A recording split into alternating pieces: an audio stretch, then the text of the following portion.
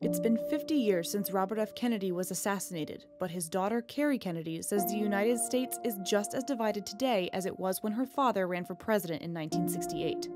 I sat down with Kennedy to talk about her new book, which examines her father's legacy through interviews with celebrities and world leaders, and her hopes for the future of American politics.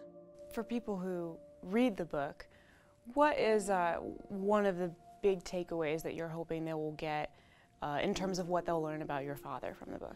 Well, I think I hope people take away his moral imagination, because I think that's really what drove him throughout his life, and it was so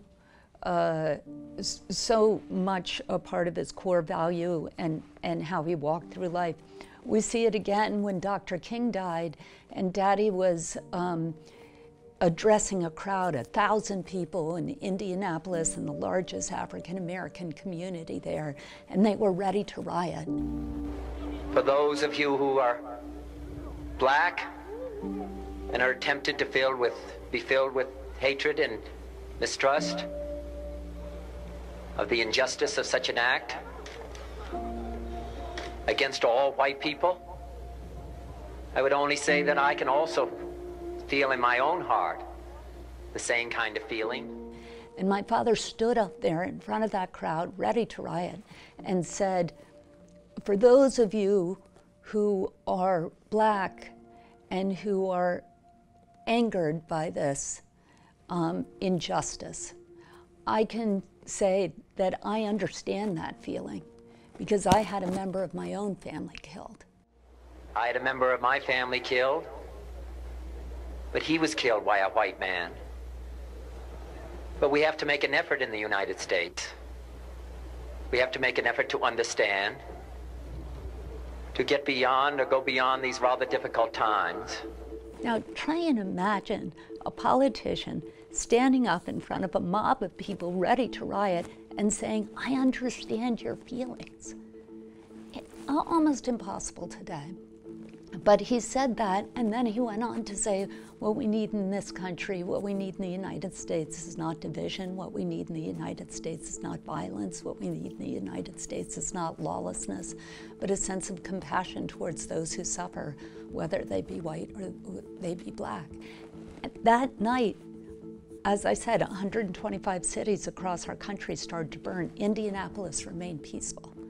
Do you see any of that moral imagination, or even just a small piece of it, in any of our political system today or among any of our leaders? Well, yes, as a matter of fact, I do. I think my nephew, Congressman Joe Kennedy, speaks in those terms virtually every time he opens his mouth. I so admire him. He, I think, is seen as sort of a rising star in the party. He was chosen to give the Democrats' rebuttal to the State of the Union. But that was kind of a controversial choice for many people who didn't think he really represents sort of the future of the Democratic Party. What do you think about that? What's your response to that criticism? They're wrong. I mean,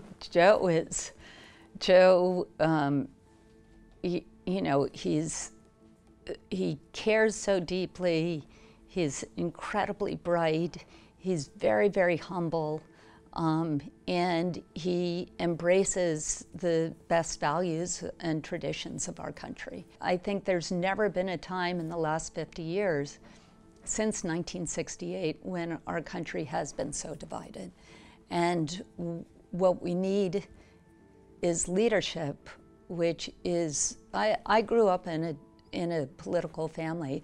I know that the easiest way to get elected is by appealing to people's fear and hatred and anger, and using that to divide people, and blaming poor people or immigrants or this color or that color or this religion or that religion.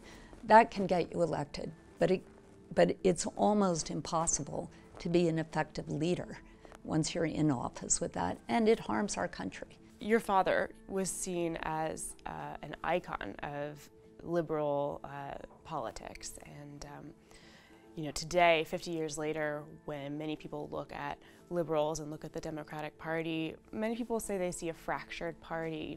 What do you think he would say Or what do you think needs to be done in order to sort of unify Democrats again? I think that what holds our party together is much larger than what divides us. And I actually think that primaries are really important for our party, because we need to talk about the issues, and we need to talk about the subtleties of the issues and get into the depth of them. What we need to do as a party is make sure that people are registered to vote and stop voter suppression. And if we do that, just those two simple things, get out our vote and stop the voter suppression, the Democrats will win every time.